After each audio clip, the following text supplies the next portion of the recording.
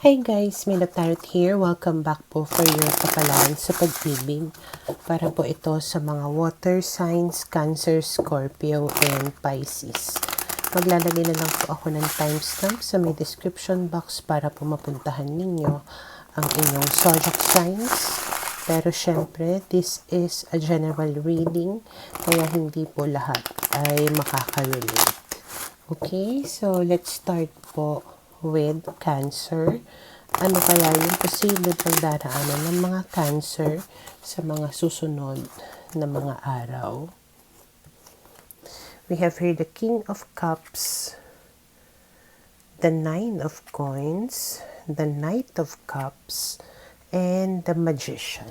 Okay, so mukhang merong isang tao dito, single siya, pwedeng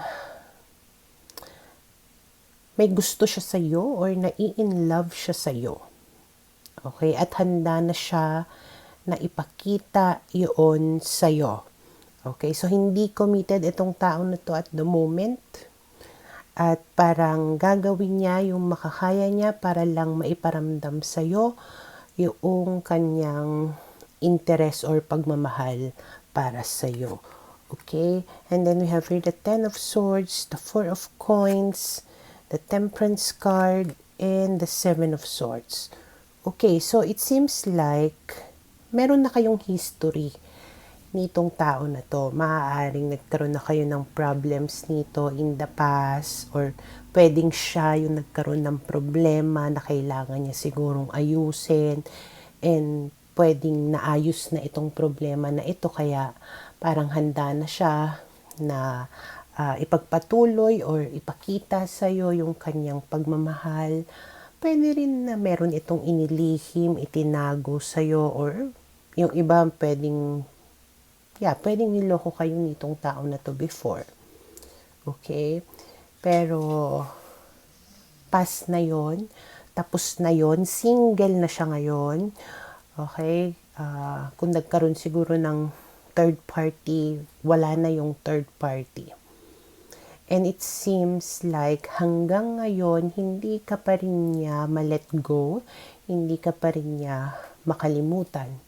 Kaya parang, this is like the perfect timing siguro na manumbalik siya sa buhay mo. Okay? And then we have here, Six of Cups, reunion, reconciliation. So, magre-reach out yan sa'yo. May malaking possibility na air sign siya. Gemini, Libra, Aquarius, tama. So, pwedeng pinagmamasdan ka na nito ng medyo matagal na siguro na panahon. Parang, kagaya ng sabi ko kanina, parang ngayon na yung tingin niya na tamang panahon to finally reach out to you and to tell you yung kanyang nararamdaman at makipag-ayos nga, makipagbalikan sa'yo. Okay, and mukhang maganda naman yung intention niya. Gusto niya ng serious committed relationship. Okay, and then we have here the Sun and the Seven of Coins. So dahil dyan, pwedeng maging positive yung connection ninyong dalawa, or mga positive yung mga mangyayari sa mga susunod na mga araw. Okay, na parang merong mga magagandang patutunguhan, resulta, yung may mga plano na pwedeng pagkaantay-antay mo siguro na mangyari, it's finally happening. Okay, and then we have here, okay, the Lovers. So ayun, magiging lovers kayo nitong tao na ito. Okay? So, for now, ito yung nakikita ko na posibleng mangyari sa mga Cancer.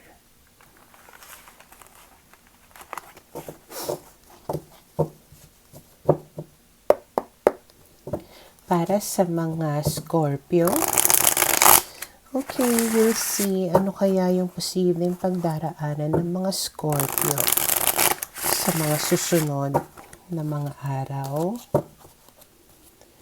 We have here the Page of Swords, the Queen of Wands, the Four of Swords, and the Nine of Cups. So, meron ditong isang, it can be an air sign, Gemini, Libra, and Aquarius.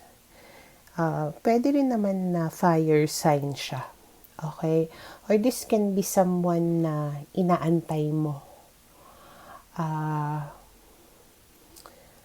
Medyo siguro nagpahinga lang itong tao na to, nag-relax lang. Okay? Pwede rin na habang nagpapahinga siya, ini-stock kanya, pinagmamastang kanya.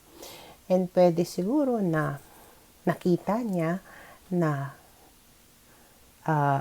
nagiging confident ka or nagiging mas maalindog ka lately or mas maganda, mas gwapo, ganyan. Kaya parang naku-curious siya kung ano nang nangyayari sa'yo. Nagkaka-interest siya muli sa iyo. Okay? And then we have here the Seven of Wands, the Ten of Coins, the Judgment card, and the Eight of Coins. So, mararamdaman mo na mag-e-effort itong tao na to reconnect with you. Magiging persistent siya. Magiging makulit siya actually. Okay? Na pwedeng, ang intention niya talaga is to build a strong bond with you or a strong relationship with you. Okay? So, pwedeng meron din siya mga na-realize habang nagpapahinga siya or habang magkalayo kayo. May mga bagay siya na isip nga or na-enlighten siya about you, your relationship, ganyan. Kaya parang gumagawa siya dito ng effort para magkaroon ulit kayo ng connection or ng relationship. Okay? And then we have here the Justice card, the Four of Cups, and the Page of Cups. So, nakikita ko dito yung pagtatama niya ng mga bagay-bagay or kung nagkaroon nga siya ng mga pagkakamali sa'yo. Pwedeng nanghinayang siya sa kung ano yung nangyari sa inyo in the past. Kaya parang this time, he's really making sure na nasasabi niya sa'yo, napapakita niya sa'yo kung ano yung tama at kung ano yung totoo niyang nararamdaman para sa'yo. So we have here the Devil and the Chariot. As I have said kanina, yung parang pinaka-intention niya is to create a very strong bond between the two of you, which is represented by the Devil kasi makapit, kumbaga, strong yung ties pag ganyan, yung kahit na anong gawin mong pigtas, mahirap na hiwalayan, parang ganon. Okay? And mukhang magiging successful siya sa kanyang intention. Okay? And then we have here the Sun. Fortunately, yung outcome is something positive. Something good. Okay? Or pwedeng magiging masaya naman yung kahihinatnan nitong mga efforts na gagawin niya. Okay? So for now, ito'y nakikita ko na posibleng mangyari sa mga Scorpio.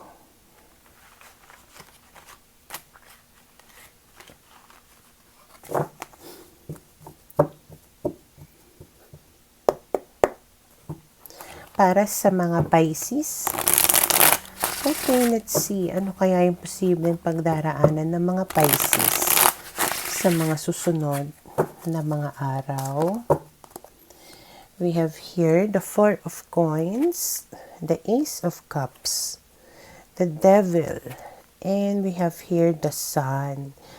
Okay, so base sa mga barahan na to, merong isang tao dito na obsessed sa'yo, na sobrang attracted sa'yo, na pwedeng gusto niya na magkaroon kayo ng relationship. Okay? Obsessed, attracted, relationship. And then we have here the Sun na pwedeng maging masaya naman yung magiging interaction ninyo sa isa't isa. Ayun nga lang there's a possibility na in the past, nagkaroon ng third party situation, niloko ka nitong tao na to. Pero kahit na ganun yung nangyari, or let's say naghiwalay kayo nitong tao na to, hindi pa rin siya makaget over. Hindi ka pa rin niya mapakawalan. Okay? Na pwedeng mahal ka naman niya. Ayun nga lang, siguro, there is something na toxic or hindi maganda sa naging ugnayan ninyo before. Okay? Pero we have here the Knight of Coins na parang ang nanunumbalik siya this time na ang intention niya to really commit to you at magkaroon ng magandang resulta yung pagre-reconnect ninyo na dalawa. So we have here the Four of Swords, the Queen of Swords, and the High Priestess. Pero ikaw naman, parang chill ka lang. Okay? Actually, hindi mo siya masyadong i-entertain. Parang ganun. Pwedeng nagiging wise ka sa pakikipag-deal sa tao na ito. Hindi mo minamadali. Hindi ka kinikilig actually. Parang nagsusungit ka pa nga dito na parang, ito na naman to, ganyan. Parang nag-iisip ka pa dito kung ano yung tamang gagawin mo nga. Basta yung utak yung umiiral sa'yo. Okay? Don't get me wrong. There is still feelings there. Pwedeng mahal mo pa siya. Pero mas nananaig yung utak mo this time. Okay? And then you have here the Nine of Cups and the Five of Cups. So talagang, ka dito, parang nag-aantay ka ng something. Maybe an ultimatum from him or her, or pwedeng a great gesture talaga na tipong masasabi mo na okay, seryoso talaga siya because you don't want to make the wrong decision. Ayaw mong mag-regret. Kaya parang patient ka dyan, nag-aantay ka ng tamang panahon or pagkakataon or something, okay, nagagawin niya siguro para to finally convince you kung talaga bang totoo yung intention niya. And then we have here the Eight of Coins. So, nakita ko dito, pwede mo siyang pahirapan. I mean, hindi yung as in, paano ba? Basta, nag-effort siya So, ibig sabihin talaga, gagawin niya rin kung ano yung makakaya niya para maipakita sa'yo ng this time seryoso siya. Okay? Kumbaga, you are making him or her work hard for it. To earn, kumbaga, yung trust mo, to earn your love. Hindi yung basta-basta na isusuko mo na lang at ibibigay mo. Okay? So, for now, ito yung nakikita ko na posibleng mangyari sa mga Pisces.